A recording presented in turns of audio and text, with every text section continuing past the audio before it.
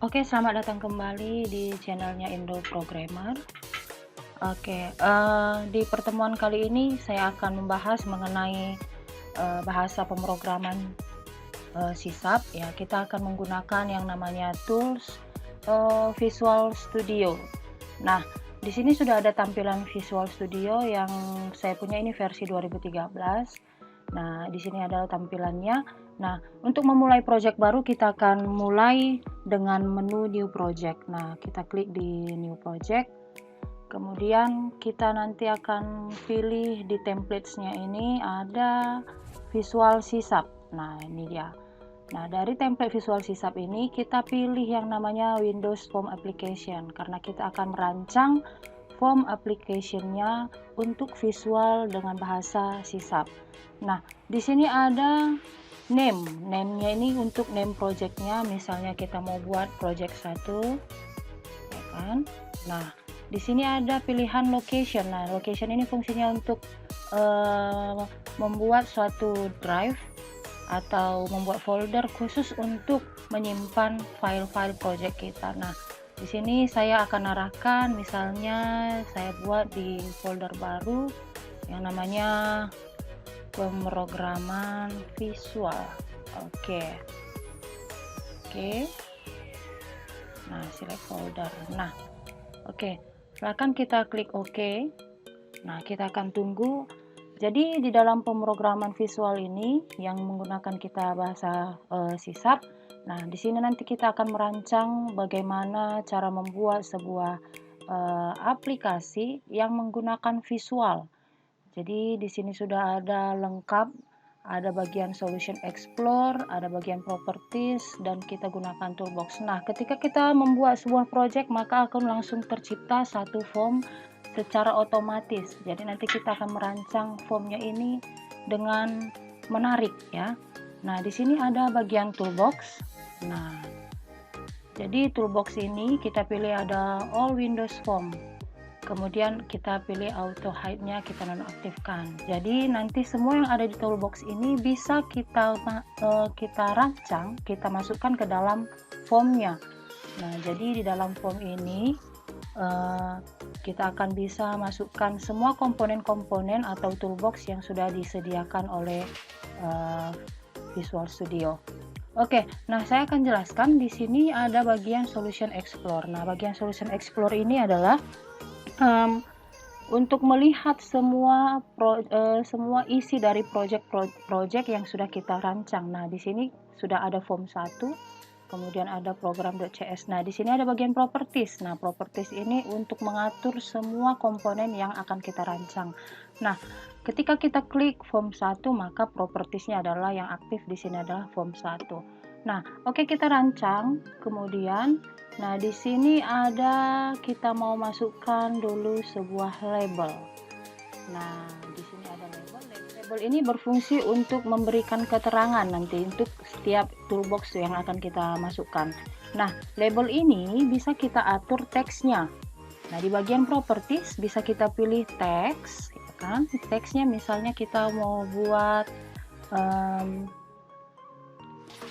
apa ya? Kita buat percobaan 1. Nah, percobaan atau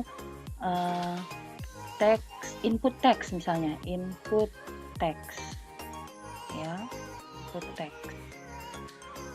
Nah, nah kita kasih yang namanya satu label dengan teksnya input teks. Kemudian kita kasih lagi satu toolbox ya. Toolboxnya itu kita pilih yang namanya text box. Nah, biasanya text box ini kita gunakan untuk melakukan penginputan data. Nah, text box-nya silakan kita lihat di bagian properties. Nah, di bagian karena text box ini berfungsi untuk melakukan penginputan, maka kita tidak perlu memberikan atau mengganti teksnya. Jadi teksnya ini kita biarkan kosong. Yang perlu kita perhatikan di situ adalah name-nya di bagian properties. Nah, untuk melihat name-nya, silahkan kita, nah di sini ada A sampai Z, kita urutkan dulu A to Z ya. Nah, kita lihat bagian name itu ada di paling atas. Ya, kita ganti misalnya input. Ya, name-nya, name untuk text box ini adalah input. Kemudian kita tekan enter. Nah, sudah. Kemudian kita kasih satu lagi yang namanya button. Nah, button. Oke, button. Nah, perlu saya jelaskan, di dalam bahasa pemrograman itu ada yang namanya event dan action. Jadi ketika kita sudah membuat eventnya, maka harus ada action. Ada event, ada kejadian, maka aksinya apa. Nah, jadi kalau misalnya kita mau membuat program, kita klik button misalnya kan, jadi eventnya event klik. Jadi ketika buttonnya diklik, maka apa yang terjadi? Jadi kita harus membuat apa yang akan terjadi ketika buttonnya diklik. Maka dari itu kita coba klik dulu buttonnya, kita arahkan ke menu event. Nah, ini dia event. Di properties ada event. Nah, silakan diklik event. Nah, event ini ada banyak ya, event ini ada banyak. Jadi ada event untuk auto size change, ada event klik dan sebagainya.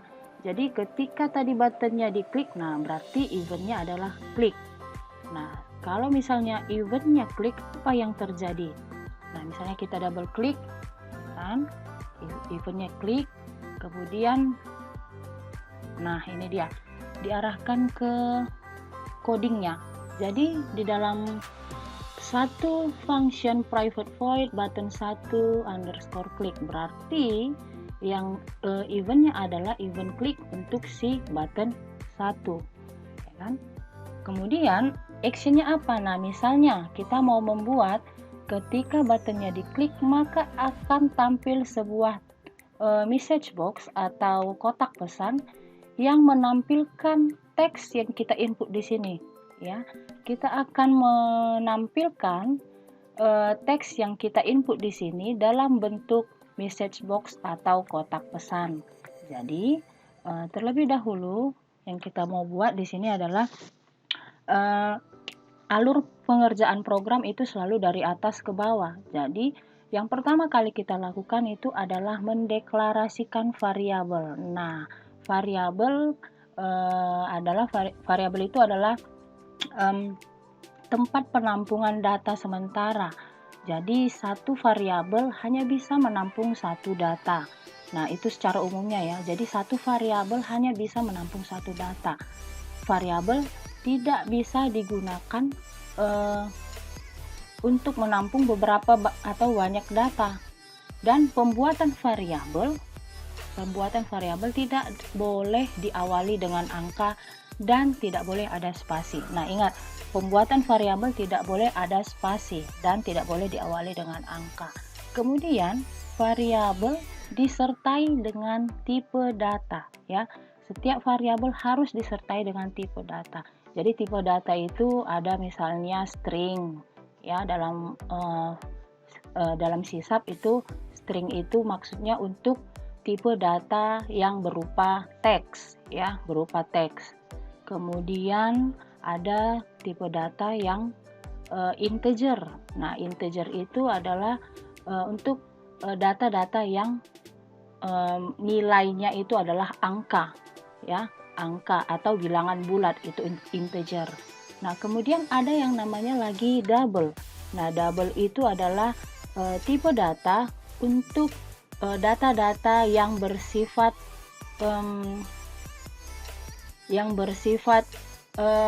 desimal ya, bilangan desimal. Jadi misalnya 0,5 yang desimal. Nah, semua yang desimal itu ditampung dengan tipe data double ya. Oke, yang pertama kali kita lakukan tadi adalah pendeklarasian variabel ya. Jadi karena kita mau menampung teks tadi kan, mau menampung teks, maka untuk teks berarti kita gunakan tipe data string. Nah, ingat dalam dalam sisap, bahasa sisap, string itu harus kita gunakan adalah S-nya itu huruf besar. Nah, seperti ini. Ya, dalam bahasa sisap itu case-nya sensitif. Jadi tidak bisa kita gunakan S-nya kecil. Ya.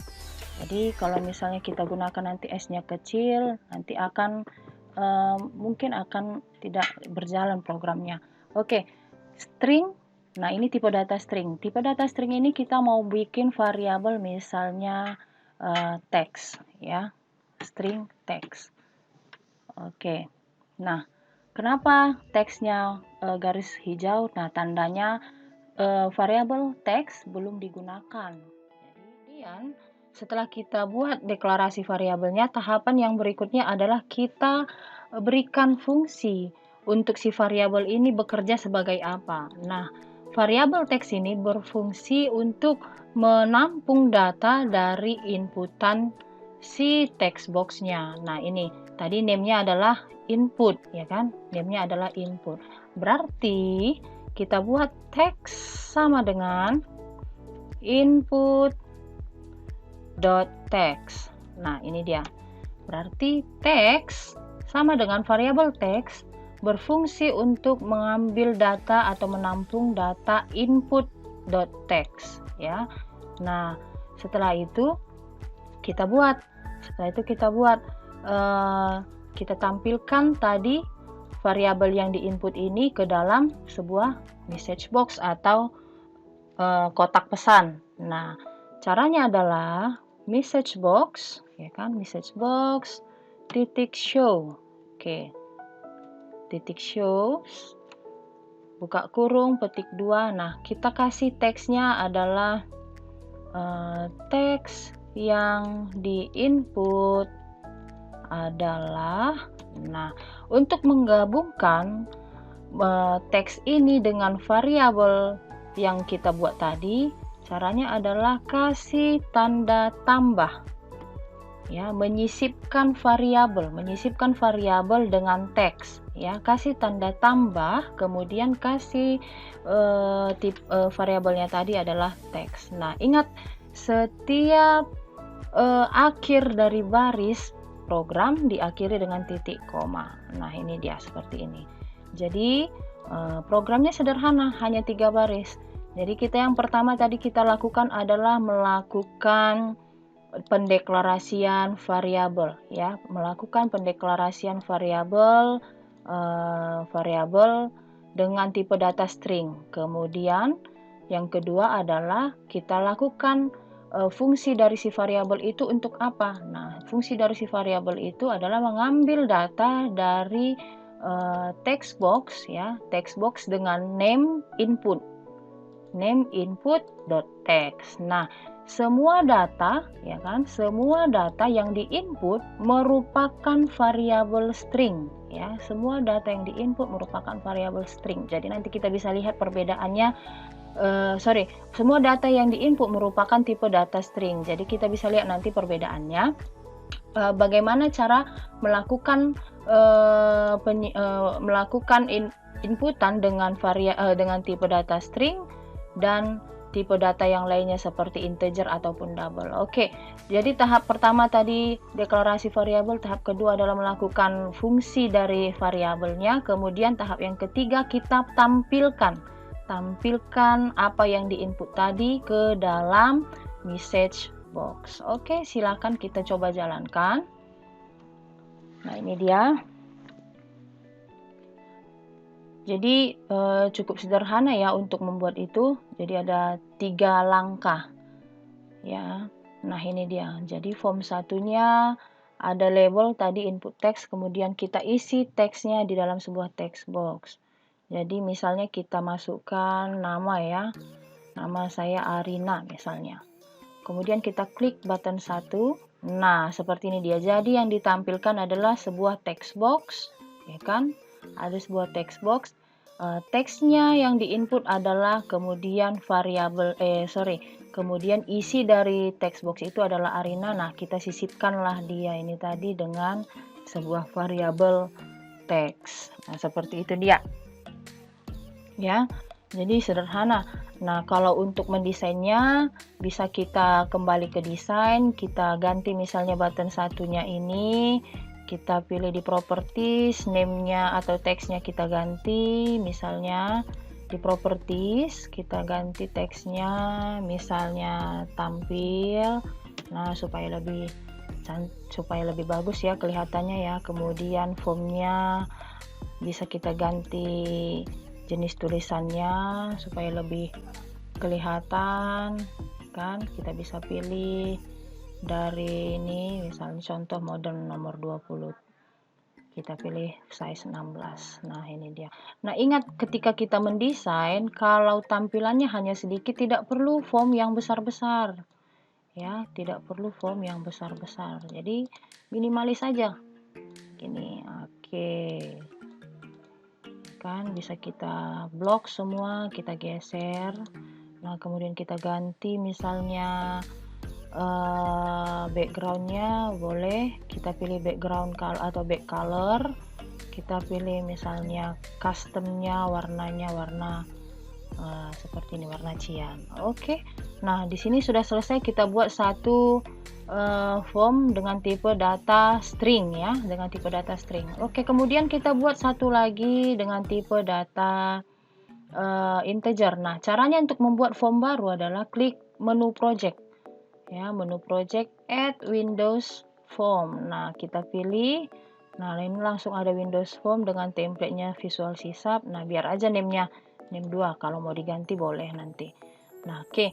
Kemudian kita mau buat dulu fontnya, kita ganti langsung ya, kita ganti langsung fontnya supaya lebih rapi.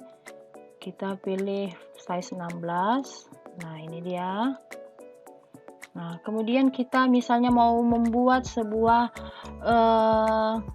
perhitungan dengan menggunakan dengan menggunakan text box ya kan, perhitungan atau penjumlahan dua variabel ya, penjumlahan dua variabel, kita gunakan dua text box untuk inputannya. Kemudian kita gunakan label ya, label tinggal diseret aja seperti ini. Nah, bisa juga di copy paste. Nah, ini dia. Oke, kemudian paste lagi. Oke, kemudian paste lagi. Nah, oke. Kemudian kita berikan satu tombol ya, atau button. Jadi prosesnya itu berada di button. Jadi ketika tombolnya diklik, maka akan tampil hasil penjumlahannya. Nah, label 1 kita ganti teksnya. Ya, misalnya bilangan. Bilangan 1. Oke, kemudian label 2 kita ganti teksnya menjadi bilangan 2. Kemudian label 3 kita ganti teksnya menjadi hasil jumlah ya. Oke. Nah, ini kita geser.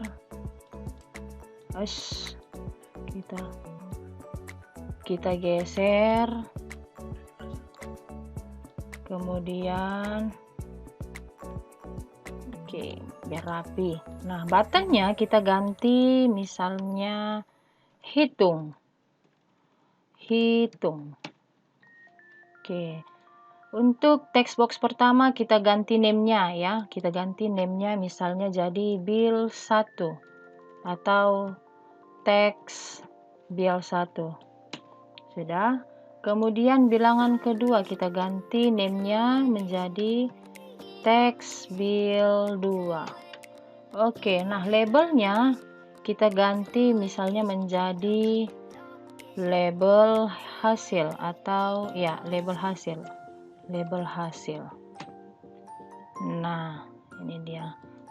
Jadi nanti ketika dihitung maka labelnya ini, label 4 ini akan menampilkan hasil dari penjumlahan antara bilangan pertama dan bilangan kedua. Oke, sampai di situ kita akan coba lagi. Ya, berarti tadi eventnya adalah event klik kan, karena ketika buttonnya diklik maka akan tampil hasilnya. Berarti prosesnya itu berada di button. Ya, untuk cara gampangnya untuk button klik, event button klik bisa kita tinggal double klik saja. Ya, ini dia button 1_klik, berarti button 1 dengan event klik. Nah, di dalam button 1 event klik kita akan buat prosesnya. Jadi yang pertama tadi kita lakukan ketika membuat program itu adalah mendeklarasikan variabel ya. Jadi variabel yang kita butuhkan ada sekitar berapa? 3 ya. Jadi variabel pertama untuk penginputan bilangan pertama, variabel kedua untuk penginputan bilangan kedua, dan variabel ketiga untuk menampung hasilnya.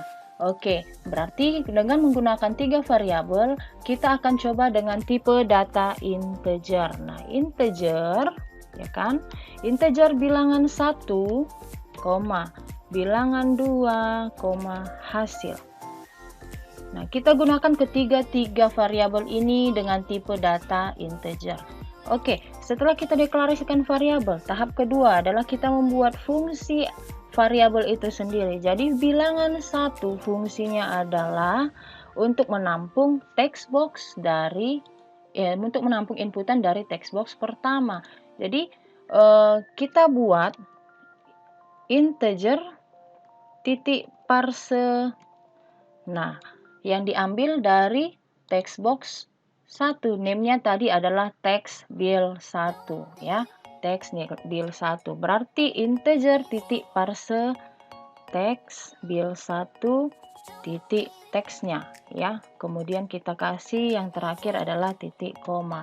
Nah, integer parse text bill 1 titik teks. Nah, maksudnya di sini adalah teks bilangan 1 ya, teks bill 1.text itu akan dikonvert menjadi variabel integer. Karena secara default semua inputan itu akan dibaca dengan tipe data string. Maka untuk melakukan perhitungan atau melakukan penjumlahan seperti yang kita bilang tadi, dia harus kita convert tipe datanya menjadi integer ya. Oke. Kemudian kita lakukan seperti itu juga untuk variabel bill 2 ya, bill 2. Bill 2. Sama dengan integer titik parse. Kemudian buka kurung teks bill 2. Kita tabkan, kemudian dot text. Tab lagi, kemudian titik koma. Nah, berarti si bill 1 dan si bill 2 berfungsi untuk menampung teks dari text box bilangan 2 untuk bill 2. Dan bilangan 1 berfungsi untuk menampung teks dari text box bilangan 1. Nah, setelah itu tahapan yang ketiga adalah kita buat hasilnya berfungsi untuk menampung rumusnya. Rumusnya tadi untuk penjumlahan adalah bill 1 ditambah dengan bill 2. Oke, titik koma. Sudah? Nah, jadi kalau sudah seperti ini, sudah kita deklarasikan fungsinya masing-masing. Yang terakhir kita buat menampilkan hasil dari penjumlahan kedua bilangan ini. Jadi caranya untuk menampilkan adalah kita kasih, nah ini tadi si label 4 berfungsi untuk menampilkan hasilnya. Berarti kita lihat name-nya yang kita buat adalah label hasil. Jadi si label hasil kan, label hasil.text akan menampilkan hasil ya, akan menampilkan hasil. Kemudian kita kasih toString. Nah, berarti kita convert lagi ke string. Sudah tadi ini dijumlahkan dengan bentuk integer, dengan tipe data integer, kita tampilkan lagi yang tadi hasilnya itu dalam bentuk string. Jadi sudah selesai 3 tahap. Tahap pertama tadi deklarasi, kemudian tahap kedua untuk membuat fungsi dari setiap variabel, tahap ketiga adalah menampilkan hasilnya. Sudah, kita coba startkan. Nah, yang start adalah form yang pertama kali kita buat. Jadi bagaimana caranya untuk membuat atau menampilkan yang pertama kali muncul itu adalah form yang kedua. Nah, kita mau menjalankan form yang kedua. Jadi caranya adalah lihat di bagian solution project ya. Solution project. Kita lihat di program.cs. Nah, di sini ada application run new form 1. Nah, kita mau menjalankan yang mana sekarang? Nah, kita mau menjalankan form yang kedua. Berarti form satunya kita ganti menjadi kedua. Nah, kita startkan.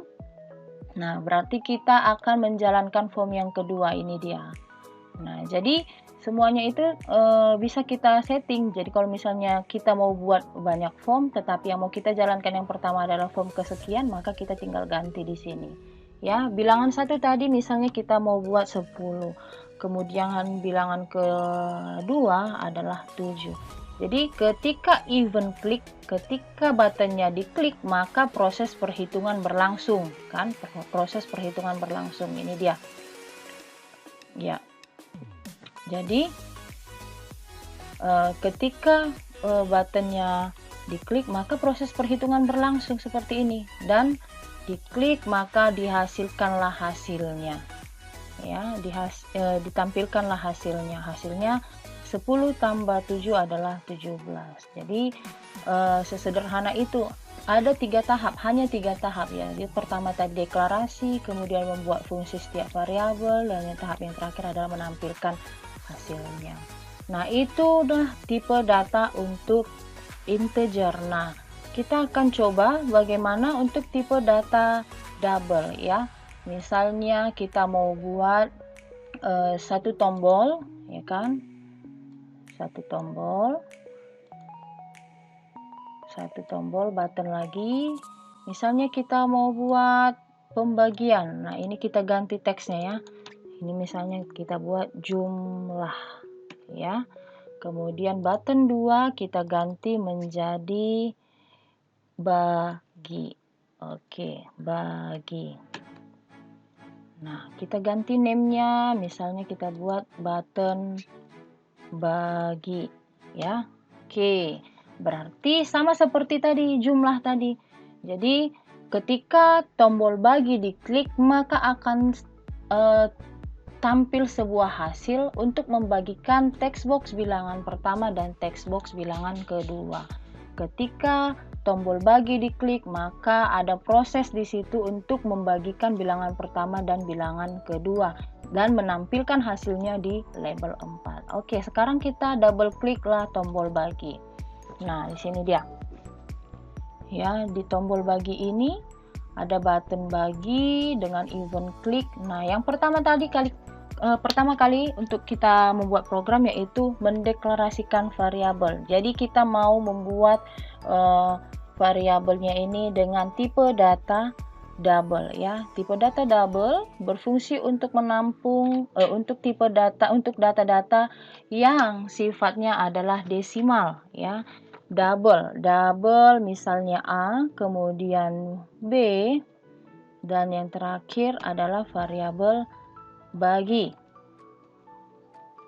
ya, bagi ya. Kita deklarasikan variabelnya A, B, dan bagi. Kemudian tahap kedua yang kita buat adalah untuk apa variabel-variabel ini. Jadi kita buat fungsinya, fungsi si A untuk menampung teks bilangan pertama.